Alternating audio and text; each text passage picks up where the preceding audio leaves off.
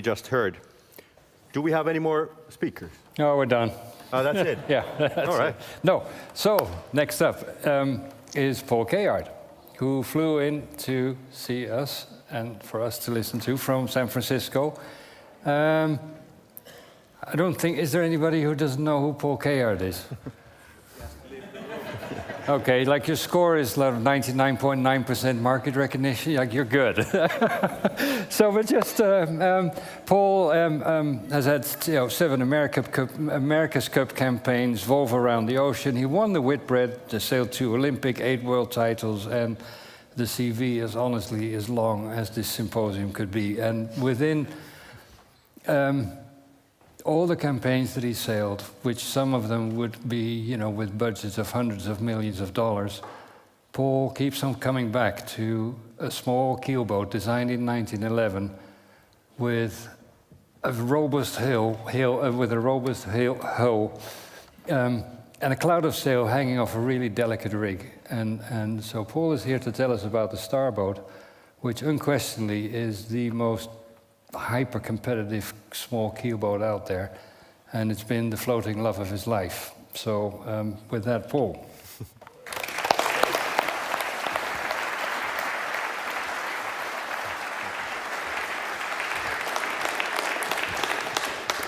Thank you, guys. It's a pleasure to be here and hear all the great stories. And I've been sailing for about almost 60 years, and there's the racing we all do in our own little sectors, but sailing in general is an amazing sport, amazing pastime, and I'm very interested in classic boats. I do have a classic Star, which you'll see a picture of in a little bit, but I've sailed Twiga, I've sailed some Fife designs, and Marietta of Tom Perkins, and so I have someday I would like to own a bigger classic boat and race in Saint-Tropez. I think that's maybe my dream regatta.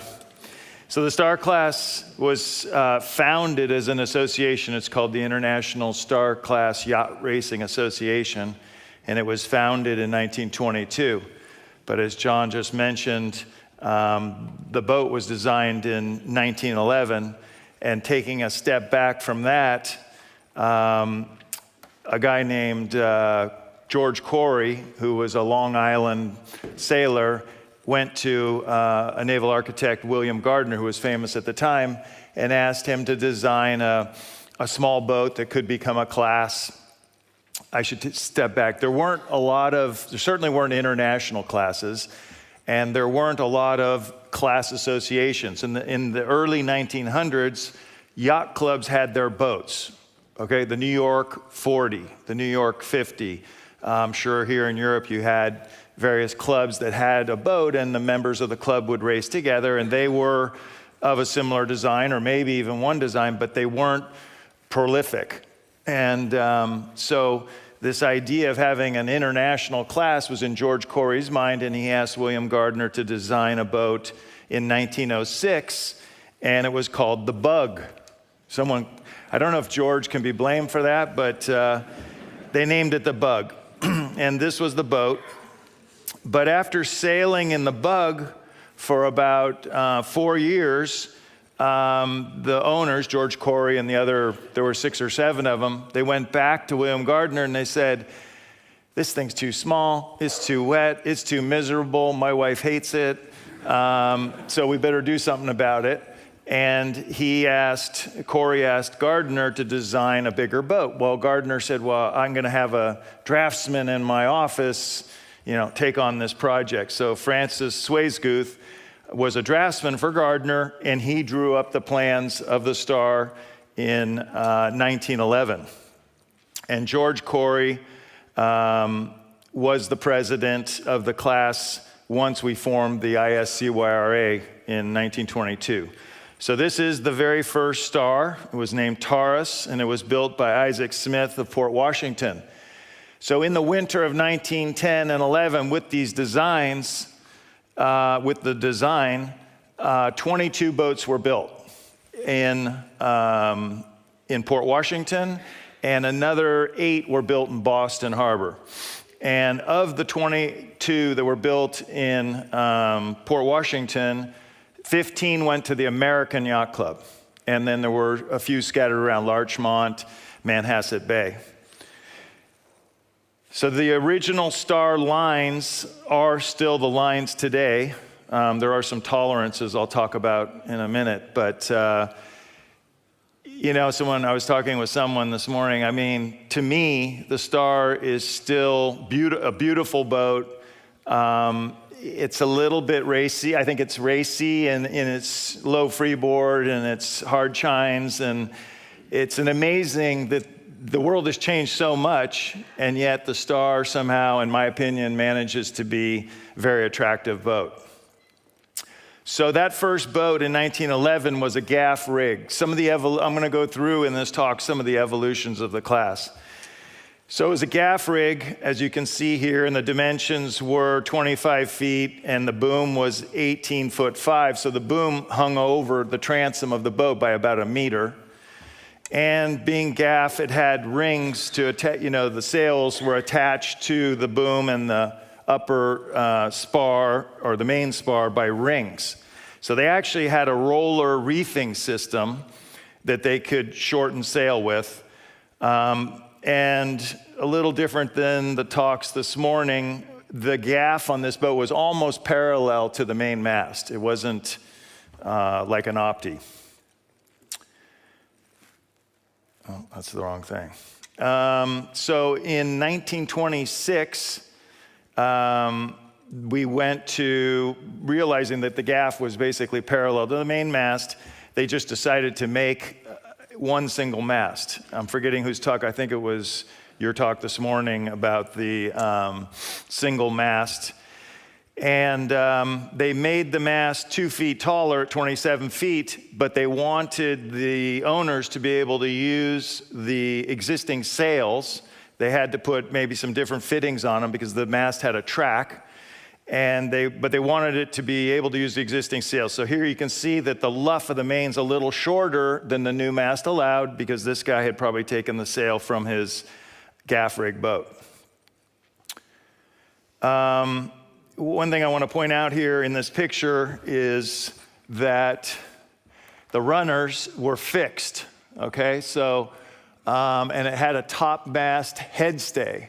They thought they needed this to support the rig up here, and this was fixed. So when you went downwind, it was a little limiting in how far you could let the mainsail out. And another feature they had early on was a traveler.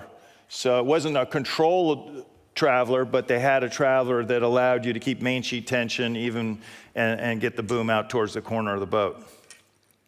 By the way, the first Stars cost $240. And then in 1929, they voted at an annual general meeting of the class to approve a taller Marconi rig, which is basically the existing rig we have today. It's 32 feet off the deck, and they shortened the boom from the 18.5 to 14.5 feet. Those are the dimensions we have today. Through the 30s with that rig, tall rig, they thought that they needed double spreaders. So you can see up here a set of spreaders.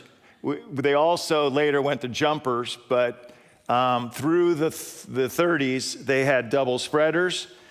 This one now has the track backstay here. So they realized that you want to get the backstay out of the way when you go downwind to be able to let the boom go out. And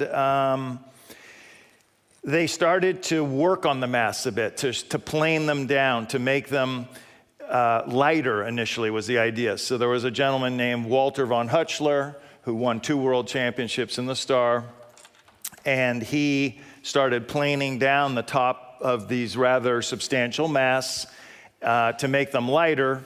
And you can already see that these people were thinking about performance. As a side benefit or a side outcome of making the mast lighter, it became more flexible. And then they realized that that was good too, because as the wind increased and the main sheet load increased, the mast would bend more and the volume of the mainsail would go away and the sail would get flatter. So it had this self-depowering attribute. So from the 40s to the 60s, The masts were all made out of wood and laminated, and I think also in your talk there were solid masts, solid lamination, but some of the masts were built hollow. And again, to try to get the weight out. So there's a lot of engineering going on with the materials of the time. So this is just a graphic to show you the difference of the sail plans. Just checking the time. Did I already chew up 15 minutes? No. Did I? Wow. No, right? They're cheating me. Oh, it's counting down. It's counting down to the start. Got it. All right, so the first World Championship, actually, I screwed this up. In 1922, we had the class association. From 22 to 24, those first 3 years, they had the International Championship. In 1925, we had the first World Championship, and this is when this trophy was first awarded. An interesting thing happened during World War II was that people couldn't really ship boats around. There were boats in Europe at the time. We had European competitors. So the World Championships were called Skipper's Series, and you went to the location, which almost always, I believe, was on Long Island Sound, and you drew for boats. They had a rotational setup every day. You took your sails, but they rotated boats. And a good friend of mine, Malin Burnham, won that series in 1945 at the age of 17. And so he's the youngest Star World Champion ever. And he's one of 2 world champion crews that won as a crew and a skipper, the other being Lowell North. So Lowell North crewed for Malin Burnham when he was 17, and Malin was 17, Lowell was 15. And then, Malin had crewed for Jerry Driscoll the year before, and then Lowell won a little later, I think 1957. So it's an international class, as you all know, but it's amazing. There's 160 fleets in 27 nations. It's quite diffused. I put the slide in of these are our districts, and you can kind of see by the development of the districts, going up numerically, how the class grew into first Brazil and then Europe, France and Switzerland, and Northern Europe, Sweden and Finland and Poland, and so on. Starboat was Olympic for 80 years. It's the longest duration Olympic class. It did have a timeout in 1976. They put the Tempest in for Montreal. A good star sailor named John Albrechtsen won the gold medal. Actually, it was all star sailors in the Tempest. It was Albrechtsen, gold, Mencken, silver, and Dennis Conner, bronze in the Tempest. So the star sailors, that's kind of logical, I guess. They just shifted over there. This is the trials to the 72 Olympics for the United States on what's called Berkeley Circle in San Francisco. And it was blowing about 30 this day. And this guy here, Tom Blackaller, is going to sink when he goes downwind. This is Blackaller and this is Buchan. I'm not sure exactly who these are, but famous picture of Tom sunk, and the name of his boat was Good Grief. I should have got that picture. I didn't find it. By the way, I want to just thank you guys. I am the class president, and I'm honored to be that. There were a lot of great leaders before me. Malin Burnham was one. We just lost last week Peter Simpson from Brazil. He just passed away on Sunday. And, you know, I aspire to live up to their leadership qualities and skills. I love the Star class. I've been sailing, I started sailing in 77 as a crew, and trying to give back as much as I can to the class. But I want to thank you guys for asking me to make this speech, because I had to study a lot of the history, and I learned a lot. And I just want to tell you all that on the Star Class website, there's an amazing amount of history. I was fascinated by it all. So Cuba started to feature pretty early in the Star Class history. You can see their fleet charter started in 1923. They first had an event called the Cup of Cuba, the Midwinter Silver Star. That has evolved into what we call the Western Hemisphere Championship. We still have it. For many years, it rotated between Nassau and New Orleans. Now it rotates around to wider venues in the United States, and that lasted from 26 to 57. There's a famous regatta called the Bacardi Cup, which we're going to come up on the 100th Bacardi Cup next year, and it started a few years after the Cup of Cuba, and it raced in Cuba till 59. Then the family, the Bacardi family, left Cuba, as many people did when the Castro regime came in. They moved to Miami, and they became friends with Ding Schoonmaker and Frank Zagarino. And so in 62, the Bacardi Cup restarted on Biscayne Bay, and it's been raced there ever since. Carlos de Cardenas was a two-time world champion sailing with his sons. And then we have one of the most iconic star pictures of all time racing off Cuba, off Havana there, obviously in some pretty big breeze and pretty big waves. So this gentleman, Elder, George Elder, is really the guy who put structure to the Star Class. So not only were there not a lot of international classes, but how to be organized. What's the structure? Having bylaws, a class association, having class rules, having a measurement system. You know, all these things that it takes to run and organize a competition on the level of the classes we all know now, the 6-meter class, you know, we all know about this, right? But in 1922, it was kind of a new thing to get organized that way. And so George Elder was the president of the Star Class for 22 years, and he is the guy who really evolved all of our structure. And our structure became the example for the Snipe class, for the Lightning class, for a lot of other one designs that came along after that. So just running through a few of the technical developments. When the boat was first designed, it just had exact dimensions. It's just numbers. And then they realized, well, we're dealing with wood, we're dealing with people building boats in their backyards or whatever it is, so they started to have tolerances. And for example, one of the first tolerances was that the boat's 22 foot 7 inches. It could be 22 foot 8 or 22 foot 3. You could be 4 inches too short or only 1 inch too long.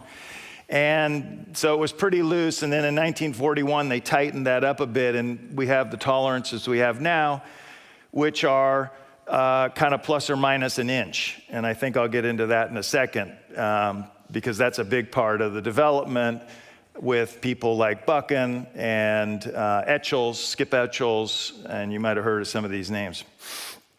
So halyard locks were super important because it took the compression out of the mast and allowed you to make the mast smaller and not living or not surviving with that compression load. Traveler became controlled rather than just sliding. The flexible rigs I talked about with von Hutchler. The running backstay tracks, so we saw that. The first boat I sailed on, actually the very first boat I sailed on was a Pelle Pedersen boat, a Europe Star 5771, and you used to have to slide the track back with your hand, and it would click its way back, and when you wanted to release it, you pressed down on a lever and the thing would slide forward. There were obviously more evolutions to that. We went from cotton sails to Dacron sails in the 50s, and then we went to yarn-tempered sails in 78. The hull shape exploitation. Okay, here's this part. So these guys, Etchells, Eichenlaub from San Diego, Lippincott from the East Coast, and Buchan from Seattle. And Etchells started his work, by the way, in Seattle. These guys started to realize if you have an inch tolerance all the way across the bottom contour of the boat, you could essentially flatten the boat out by as much as 2 inches or curve it upward by 2 inches. So you could really change the hull shape longitudinally quite a bit. And they figured out that flat out the back was good, full in the front for downwind was good, and they really developed a lot of speed. And like the Etchells boats, the old Greenwich Boat Company boats, they were very highly sought after. The bellow circular vang. So dealing with a really long boom like that that's close to the deck, it's hard to get downward pressure when you're going downwind. And for years, the boom vang was the crew. The crew would just sit on the boom. And I mean, nowadays, the crew is always on the windward side downwind, so I can't imagine, and it feels terrible when the crew gets anywhere near the middle of the boat. So I can't imagine how bad it felt to have the crew sitting on the boom. We went from wood boats to fiberglass in '68. We went from wood to aluminum on the masts in '71. Yarn-tempered Dacron came in '77. Buddy Melges came to the Star class after a very successful career in the Soling and smoked everybody on San Francisco Bay with a very flat sail that was also yarn-tempered, and it made a huge difference. And of course, Elvstrom developed the bailer that we use.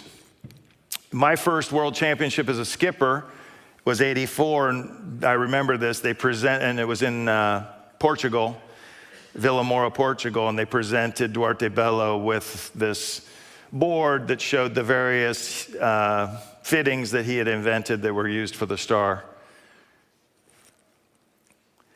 So legendary star sailors. Inslee won the first 2 Star World Championships. Arthur Knapp, you might have heard, was famous, but he wrote a book called Sail Your Boat Right.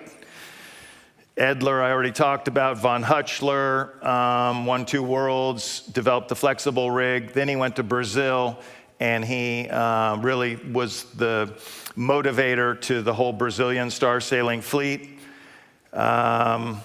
Straulino, you heard of, 3-time world champion from Italy. North, Buchan, Elvstrom, Pedersen, Carlson. Sune Carlson built about 300 stars in the 60s and 70s in Sweden, and his son Leif is still building stars. Winterstrom, and it goes on and on. Actually, John Albrechtsen, won a Star World Championship crewing for Paul Elvstrom. Well, here you go. Pele, gold star in '69, bronze in '64, silver in '72. Sune was a big builder. Peter Talberg, I remember, I came to Helsinki in 1979 on my way to Tallinn for the pre-Olympics in the Star. And we had the Star class. There were 3 or 4 of us from America, Buchan, Blackhauler, and Gerard. And we had a really nice dinner with Peter Talberg here. Elvstrom, 2-time, short duration in the Star class, but 2-time world champion. Albrechtsen was he never won the Worlds as a skipper. Stig Winterstrom was on the podium a lot, and Freddie Loof won the gold in our last Olympics in 2012. So sailors with the most titles, Lowell North has 5 because he had 1 as a crew and then 4 as a skipper. Bruno Prada has won 5 world championships with 3 different skippers as a crew, Brazilian. Straulino and Rode won their 3 world championships altogether. Scheidt has won 3 world championships also with the same crew, Bruno Prada. Buchan won 3 world championships with 3 different crews. Buchan had the distinction of the longest span. You can see there, 24 years. That was until last year. And my crew, Fritjof Kleen, has won 3 world championships with 3 different skippers.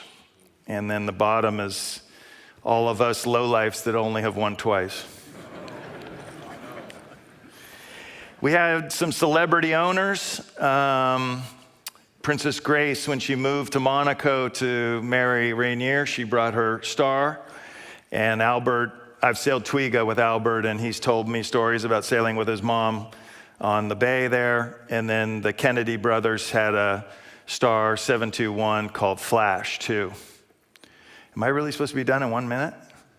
Jesus, sorry. I'm going to go quick then. Lowell North, these two guys, North and Elvstrom, what's cool is they were not only amazing sailors, but they were both had engineering minds and they were innovators. And in those days, like Lowell won a lot of his championships just by having better sails than everybody else. And you could do that back then.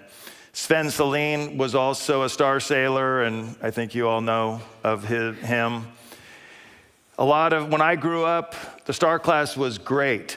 And what also, the best star sailors in the world sailed the America's Cup boats. Blackaller, Connor, North, and Ficker. Ficker won the America's Cup as well. Pele.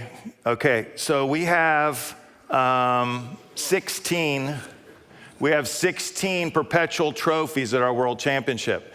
And I raced my first Star World Championship as a crew in 1978 at my home club, St. Francis, and they were all laid out, and I was 18 years old. And I just was so impressed by that, and the whole thing. Everybody was always in blazers. It just was such a impressive class. And then as the years went on, we stopped presenting the trophies at the World Championship because, as you can imagine, you have a lot of insurance here. The shipping costs are big. They all have cases. And so we would just send the World Championship trophy to the Worlds. And I became president 2 years ago, and I thought that was just a travesty because I think we need to showcase, this is really what sets the star class, one of the things that sets the star class apart from all other classes. So I've got a German friend, Henning Voigt, who has Voigt Logistics in Germany, and he has agreed to sponsor. So we had all these trophies in Croatia last year. We'll have them all in Naples. We'll have them all in Miami this year. And this is our legacy. Some hiking techniques through the years. You see Taurus there again, and then Von Hutchler's crew was sacrificing a lot, it looks like. Dennis Conner and Ron Anderson in '77 won every single race in the Keel Worlds, and there were no harnesses, okay? They had straps, you can see, but there's no harness on the crew. And then I won the Worlds in '88, and we had the harnesses. When we got the boot out of the Olympics, a Swiss guy named Michel Nicholas really loved the Star, and he started something called the Star Sailors League. And for about 10 years, we would race in December in Nassau, the best sailors in the world. You can see it was just nothing but gold stars.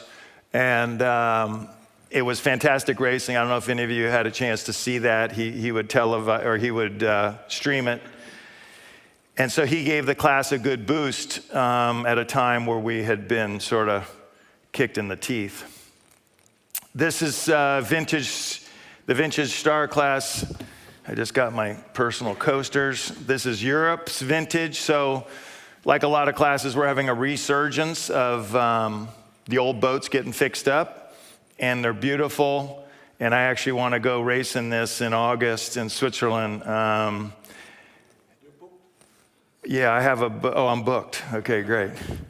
And this is the one we have in the United States, in Michigan. We have 35 restored boats. You can see there the trailer park. And what's also cool about old stars is they were colorful. Nowadays, everybody's afraid to have a color because you might get identified on the starting line or something. They didn't have that problem back then. This is my boat. It's Durwood Knowles' gold medal boat from the '64 Olympic Games. It's an Etchells, Old Greenwich Boat Company. And I restored it. It was varnished. Someone thought the wood was beautiful, and it was, but it was a white boat when it was born, and I refurbished the whole thing, and I raced this with my son on Gull Lake. I think the Star class produces the best sailors in the world, and it's also the place where the best sailors in the world want to go and challenge themselves. This is Split, Croatia in September. We had 106 boats on the starting line. And we're using a technology called Race Sense. produced by a company called Vaqueros. So we all have transponders on our boats now. And there's transponders on the starting line. So the machine calls you over early. So there are no general recalls anymore. There's no black flag anymore. The start goes off, and if you're over, you go back. So the first race was shocking to some people. We had 24 OCSs, but they all went back and cleared. And from then on, it was sort of like 4 or 5 boats per race. It's a great tool. Star sailing is really a team sport. I mean, I'm blessed with the results I have recently. You can imagine at my age to be this competitive, and a lot of the thanks has to go to my crew, Fritjof, who's not only a great sailor, but he's a great coach. And so the collaborative working relationship that we have on the boat is what makes us go fast. This is actually a picture of my son with his skipper in the San Diego Worlds, where he unfortunately beat me. My son finished second, and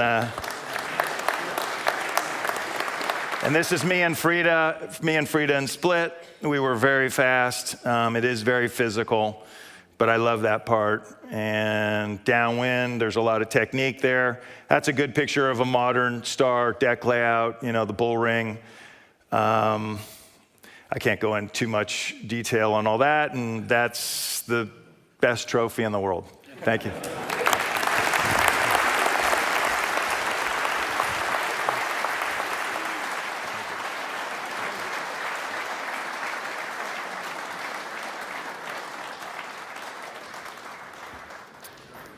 Wow. Thank you. Thank you, Paul.